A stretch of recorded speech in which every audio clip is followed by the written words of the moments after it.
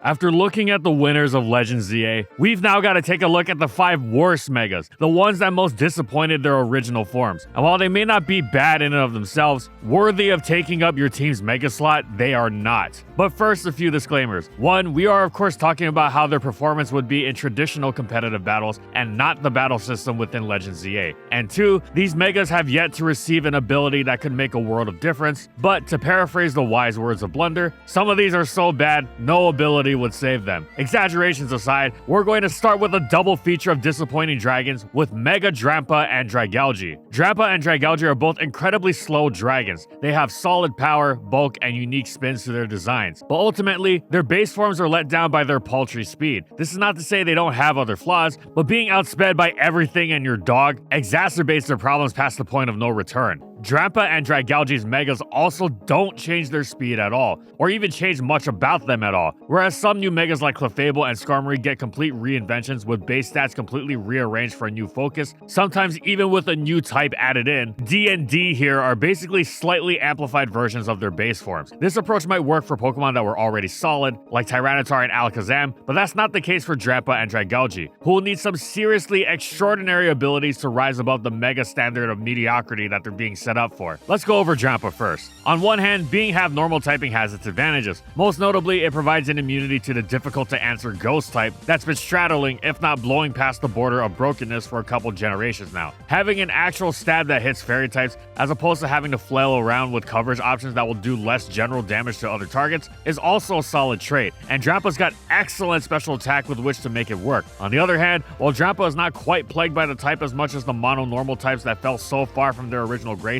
the fighting weakness isn't appreciated in a post-close combat world, and it doesn't come close to compensating for such a flaw through offensive capability the way the ice type would. Not only does normal give Drampa a secondary stab also resisted by steel, the fact is that it doesn't hit especially hard. First, because it's not hitting anything super effectively. Second, because Hyper Voice isn't particularly strong as stab. If it were Boom Burst, then we'd be talking, as it'd be worth the pain of trying to use it in order to unleash some truly unreal damage. But as it stands, it doesn't justify such effort. Drampa does have some great abilities though. Sap Sipper's grass immunity is useful, especially for blocking the ever-irritating Leech Seed, while Berserk raising its special attack once it hits half HP is a great idea, but doesn't quite work so well when everything's outspeeding you. Drampa seems to have been made for VGC, where Cloud9 shuts down weather and Trick Room is a top tier strategy, letting it weaponize that low speed. But even that amazing special attack stat has a deceptively difficult time being translated into KOs. Despite Hyper Voice even being a spread damage move in VGC, lack of super effective coverage is killer, and its new Mega isn't really helping matters much. Oh sure, base 160 special attack is impressive even by Mega standards, and it's got some great bulk helping it out, but there's only so much turning up the volume can do. All the same flaws are going to follow it, and while it's going to be more apt at taking and dishing out the hits alike,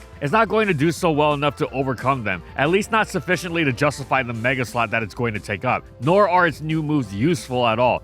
It's going to need a far more directly impactful ability to transcend the many significant innate flaws of simply being Drampa, but more. Meanwhile, Dragalge does have quite a lot going for it. Its unique traits and palette of resistances made it sort of like a cross between Naganadel and an offensive version of Toxapex before either Pokemon existed. Laying and absorbing Toxaspice is superb, and it does so while having the resist and special bulk to take on the dominant Keldeo and Mega Charizard Y of its inaugural Generation 6. On the offensive side, Dragalge was a dragon whose secondary type actually gave it super effective stab against fairy types and made it neutral to their stab. Plus, with adaptability as its ability, its Draco Meteors and Sludge Waves would hit much harder than its base 97 special attack would initially suggest. These are all good things that, like Drampa, are let down by its low speed. But Dragalge was even easier to wear down since Drampa at least could heal with Roost. Dragalge had zilch in the reliable healing department. Additionally, Dragalge shared with Drampa the problem of having both stabs blanked by Dragon's original enemy, Steel, and its base 97 special attack didn't exactly strike much fear into anything, or at least anything that could withstand its coverage rather than its stabs, like Ferrothorn, which didn't even have to fear the fire coverage that was absent from Dragalge's move pool. It had plenty of good ideas going for it, but the overall execution was middling, and not just a question of stats so much as having to overcome too many significant problems, which is why Mega Dragalge is also so disappointing. Ability currently notwithstanding, its solution to the issue is simply more stats, which, while not bad, doesn't tackle nearly what it needs to, not least because the stats themselves aren't even that impressive. Yes, base 163 special defense is massive, but Mega Dragalge now won't even have the passive healing of Black Sludge, making it even easier to wear down, while its improved defense is also nice but not much more. Its special attack boost is quite sizable if it maintains adaptability, letting its stabs really delete non-resist and making even resist scared, but again, when it's so ridiculously slow and can't even heal, it's going to be just another big hitter you'll play around without much trouble or thought. Not exactly qualities befitting a Mega. The fact that Dragalge's new moves only consist of the poison jab that it won't be using seals the deal. But our next selected Pokemon started similarly plagued as these two, but actually got a boost to its speed with Mega Eelektross, and that makes it even sadder that it actually seems to be worse off. Back when Gen 3 was current, it was said that Calm Mind Suicune had quote-unquote no weak, since in addition to its superb bulk, it had no physical weaknesses, and after a Calm Mind boost, even electric and grass moves would bounce off. In Gen 5, Eelektross also had no weak, which was initially appealing to the players of early Black and White, but it turned out to be more in the tradition of the literal no weak Pokemon Sableye and Spiritomb. Just because you couldn't hit them super effectively didn't mean you couldn't hit them really hard. At first, Eelektross seemed better than those two, as its inherent quality of being an electric type unaffected by ground moves was a great one.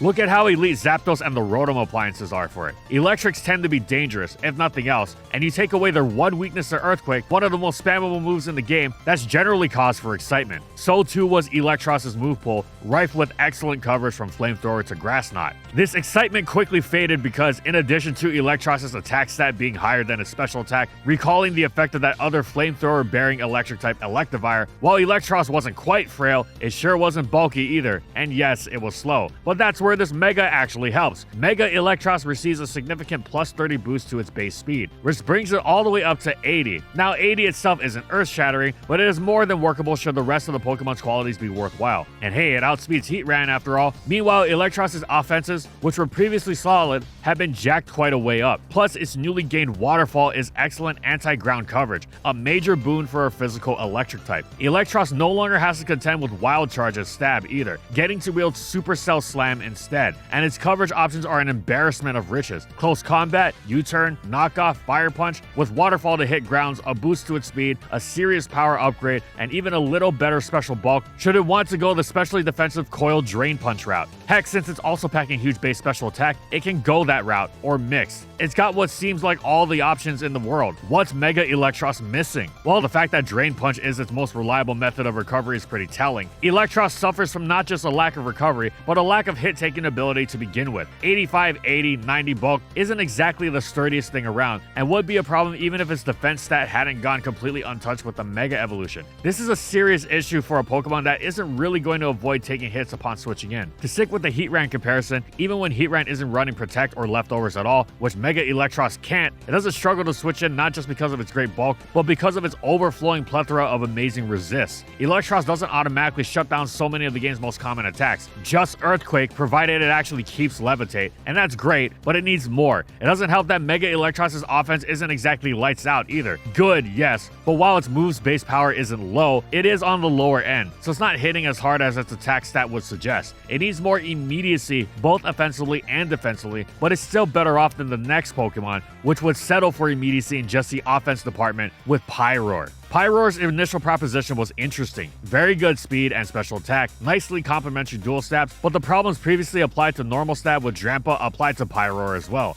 However, what makes Pyroar more threatening is that since it has not just an actual speed stat, but a legitimately good one, it can actually utilize a stab more effectively. Since most Pokemon switching in will likely be slower, and thus have to weather 2 attacks rather than 1 before they can respond. Pyroar's stats are definitely on the lower tier side, but that's why we have the Mega, right? So that it can really lean into its whole fast normal fire concept and deliver the power it needs for the ideas to succeed? Well, Game Freak disagrees, apparently. Not vehemently or anything, as indeed Mega Pyroar does ramp up its special attack and speed up, but that same lack of vehemence goes into just how much they were boosted, because Game Freak gave the exact same boost to every one of its non-HP stats. The result isn't a more well-rounded special attacker, but a thoroughly underwhelming one. The other stats aren't really contributing to its special attacking in any meaningful way, at least not at the numbers they're clocking in at currently. While the special attacking itself is far from bad, but less than what it should be, especially for a Mega. Mega Pyroar clocks in at a Keldeo equivalent base 129 special attack, which is great, especially given its new speed, which gets the jump on even the incredibly speedy Weavile, but without Drought coming into the equation,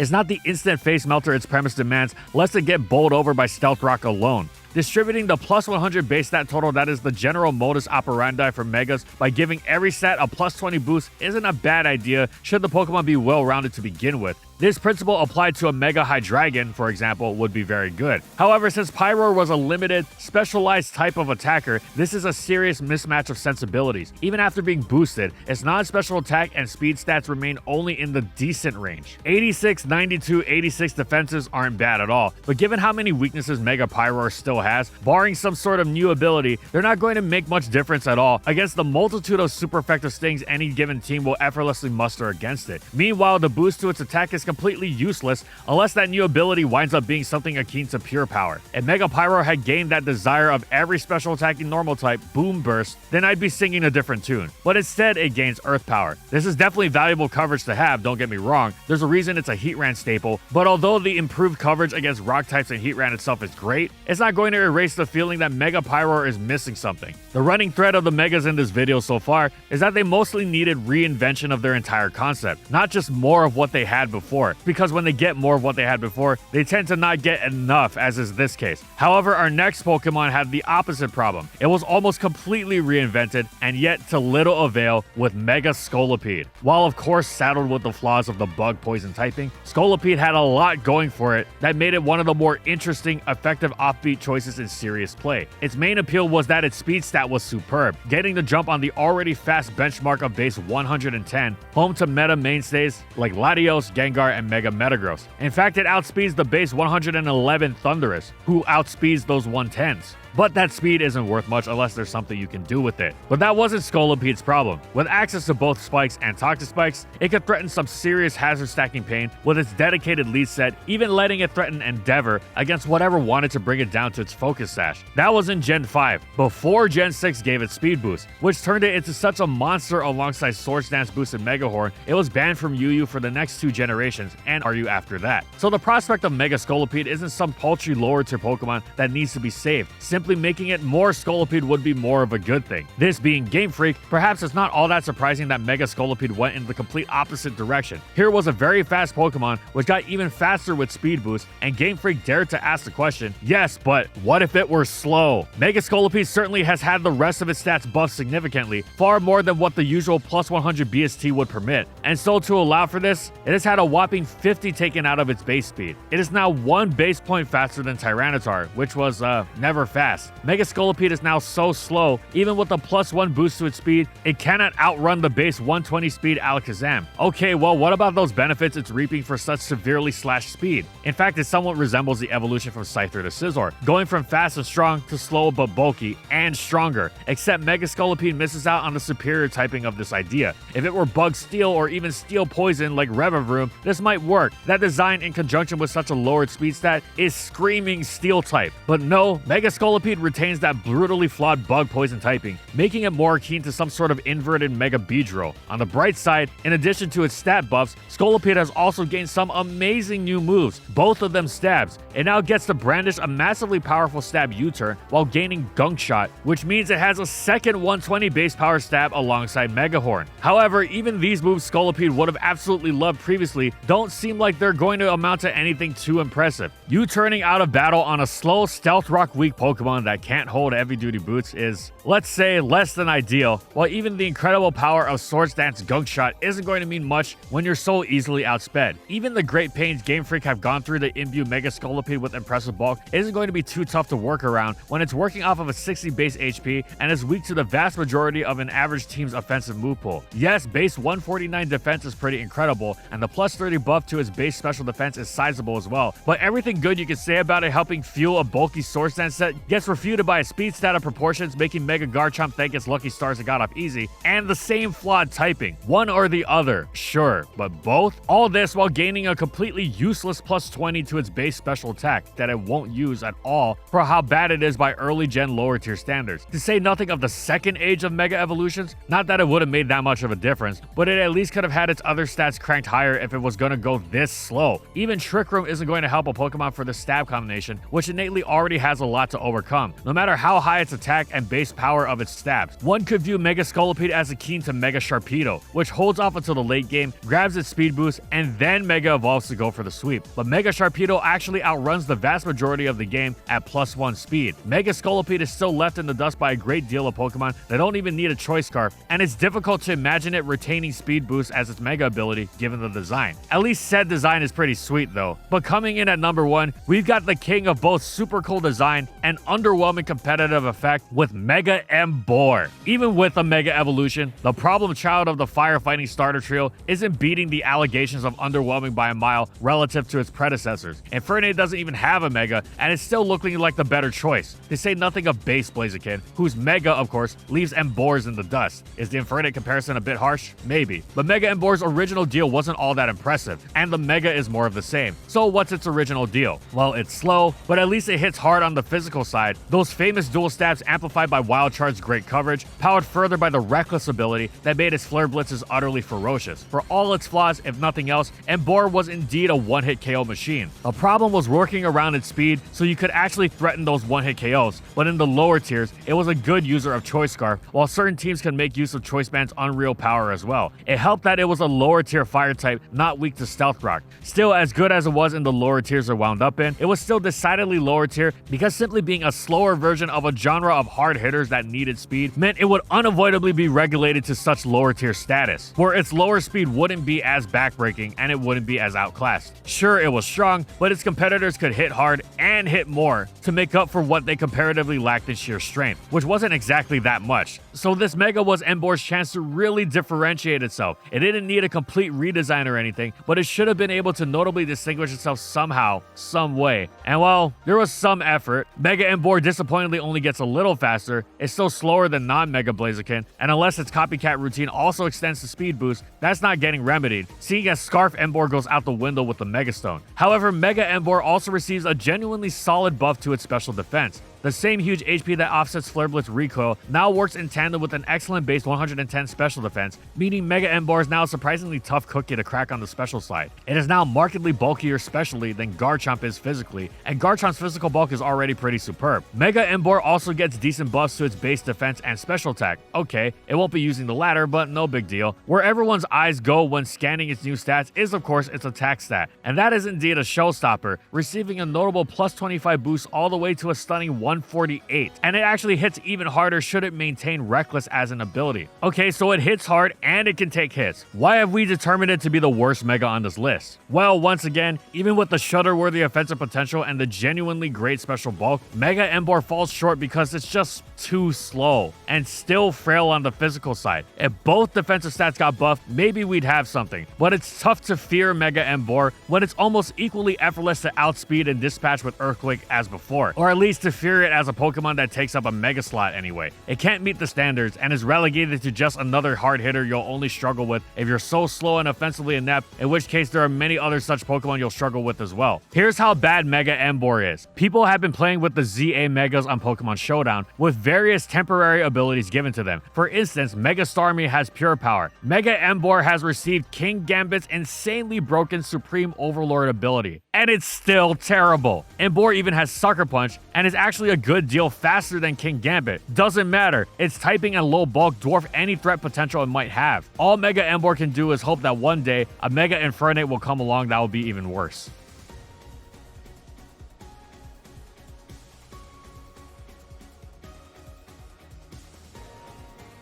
And thank you so much to our Platinum patrons. Thank you to Amphozenus, Alex Sable, Anthony Belval Renault, Daniel Isbeast, Corman, Eric Dissing, Funky, Glitcherton, Howl, Jack G, King Yabber, Nightfall, Megamon VGC, Mojo Gameslayer, Nurse Jake, One Penguin to Rule, Pretzel SP, Soljiro Sakura, Spavoon, Skylaria, Soras and Croxon, Shiwei Miji, Stoneface Colin, Kiboflu, Wardine, for their major support of our videos.